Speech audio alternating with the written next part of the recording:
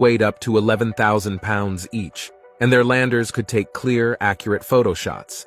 However, photos of Venus exploration were kept secret by the Soviet Union, until a Soviet astronaut leaked them. Another thing the Soviets also kept secret was the details of the Mars exploration program. You see, the success of the Venera mission inspired the Russians to dig deeper into the cosmos, and so they set their sights on the Earth's sister planet, Mars. The Mars missions were a series of missions the Soviet space program launched between 1960 and 1973 to explore the Red Planet. The spacecraft for these missions was uncrewed, and they typically consisted of landers, orbiters, and flyby probes.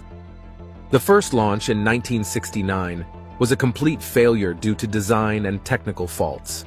Mars 2 and Mars 3 were identical spacecraft launched within days of each other. Mars 2 launched on May 19, 1971, having a total weight of about 4,000 kilograms.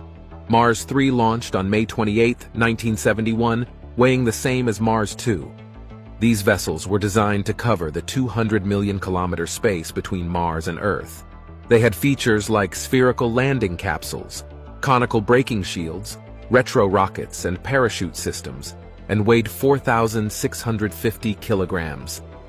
These specs are not different from what we find in our space capsules today, but there is one thing the Russians did that is very similar to something we still use in space exploration today. You can say it's the Russians who brought the idea in the first place before other nations like the US and China followed: the invention of rovers. In a quest to conquer Mars, the Russians created the Prop-M rover. This genius space apparatus was designed to do the observation that an astronaut would have done if he were physically present. Shaped like a square and measuring about 5 kilograms, the rover was designed to navigate the Martian surface with ease, thanks to its special skis that provided a kind of hopping movement. It was a true work of ingenuity made to navigate the rugged terrains of Mars. The detection systems in this small masterpiece could detect any boulders or ditches ahead and avoid them completely. But the most interesting fact is that the Soviets could design this robot to function autonomously as far back as 1971.